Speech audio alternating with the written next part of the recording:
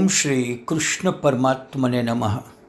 શ્રીમદ્ ભાગવત કથા દૃષ્ટાંત અને રહસ્ય. પૂર્ણમાસી મધુમંગલને કહે છે કે તારા પિતા તપસ્વી છે, તેને ખાવાની ક્યાં ફુરસત છે. તારા પિતા રોજ ઉપવાસ કરે છે, એટલે હું ઘરમાં કંઈ રસોઈ બનાવતી નથી. બેટા, ઘરમાં કંઈ નથી, શું આપું? પૂર્ણમાસીને દુઃખ થયું. કનૈયો માગે છે અને આ ગરીબ બ્રાહ્મણીના ઘરમાં કંઈ નથી. કનૈયાને માટે હું શું આપું? તપસ્વી હતા, સંગ્રહ કરતા ન હતા. અતિ તપસ્વી પવિત્ર બ્રાહ્મણ કોઈ વસ્તુનો સંગ્રહ ન કરે. આજે ઘરમાં કાંઈ નથી, પણ આવતીકાલે કંઈ મીઠાઈ બનાવીને આપીશ. યશોદાજી તો રોજ મને પૂછે છે, મને કંઈ સેવા બતાવો. હું આવતીકાલે માવો માગીને મીઠાઈ બનાવીશ, તે તને આપીશ. મધુમંગલ કહે છે, માં, કાલે નહીં, મને આજે જ આપ. બધા મિત્રો મારી મશ્કરી કરે છે કે આ કંઈ લાવ્યો નહીં. માં, મને કંઈક આપ. પૂર્ણમાસી ઘરમાં કંઈક હોય તો તે શોધવા લાગ્યા. બીજું કાંઈ મળ્યું નહીં, પણ ઘરમાં થોડી છાશ મળી. કનૈયો પ્રેમનો ભૂખ્યો છે, તે પ્રેમને જુએ છે. છાશ ખાટી હશે તો લાલાને પીતા ત્રાસ થશે.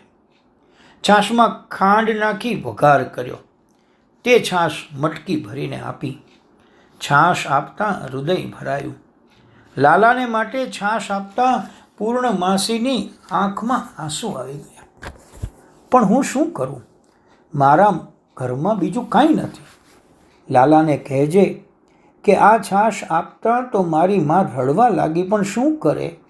ઘરમાં બીજું કાંઈ ન હતું. બધા મીઠાઈ લાવ્યા છે. ગરીબ બ્રાહ્મણનો દીકરો છાશ લાવ્યો છે, પણ આવતીકાલે મીઠાઈ લઈ આવીશ.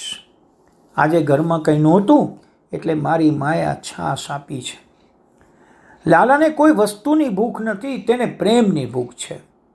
પરમાત્મા કોઈ દિવસ જોતા નથી કે મારા માટે કોઈ શું લાવ્યું, પણ એ જુએ છે કે કેવા ભાવથી લાવ્યું.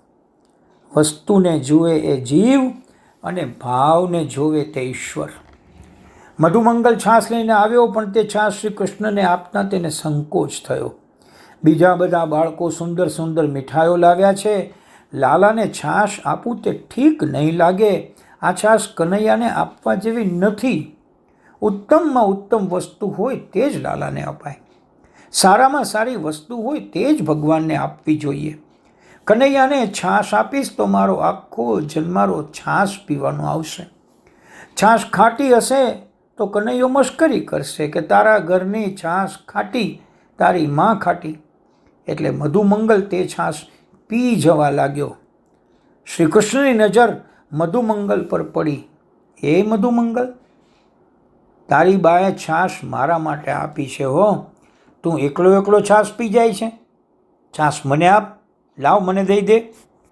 પૂર્ણમાસીએ છાશ પ્રેમથી આપેલી, પણ મધુમંગલ સાંભળતો નથી. છાશ આપતો નથી. છાશ હું નહીં આપું, આવતીકાલે મીઠાઈ લઈ આવીશ. મધુમંગલ ઉતાવળથી છાશ પીવા લાગ્યો. કનૈયો દોડતો આવ્યો.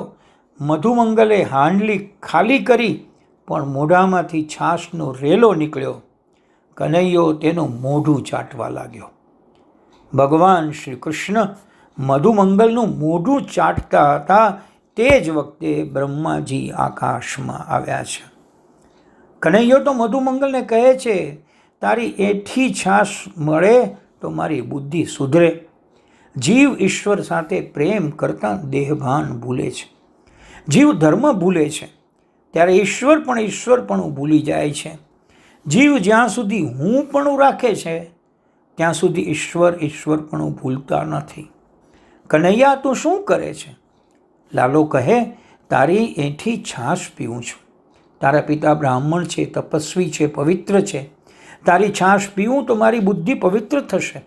શાસ્ત્રમાં એવું લખ્યું છે કે બ્રાહ્મણ ગાયત્રીના 3 પુરસ્ચરણ કરે છે, તેના ઘરનું માંગીને ખાજો. શાસ્ત્રમાં એવું લખ્યું છે કે યાચયેત શ્રોતિયાન અન્નમ. પવિત્ર બ્રાહ્મણના ઘરનું કાંઈ માગીને ખાઓ તો તમારી બુદ્ધિ પવિત્ર થશે. તપસ્વી પવિત્ર બ્રાહ્મણના ઘરનું ખાવાથી બુદ્ધિ સુધરે છે. હું ઈશ્વર નથી, હું તમારા જેવો બાળક છું. શ્રી કૃષ્ણ બાળક સાથે બાળક છે, યોગી સાથે યોગી છે, જ્ઞાની સાથે જ્ઞાની છે, તો ભોગી સાથે ભોગી પણ છે. બાળક આગળ બ્રહ્મ જ્ઞાનની વાતો કરે કે બ્રહ્મ સત્ય છે, જગત મિથ્યા છે, તો તેઓ કાંઈ સમજે નહીં. બાળકોને આવી વાત ગમે નહીં. એટલે માખણના નિમિત્તથી ભગવાન ગોપ બાળકનું મન હરી લે છે, તેમના મિત્ર બને છે અને અનાયાસે તેઓને બ્રહ્માનુભવ થઈ જાય છે. હરિ ઓમ.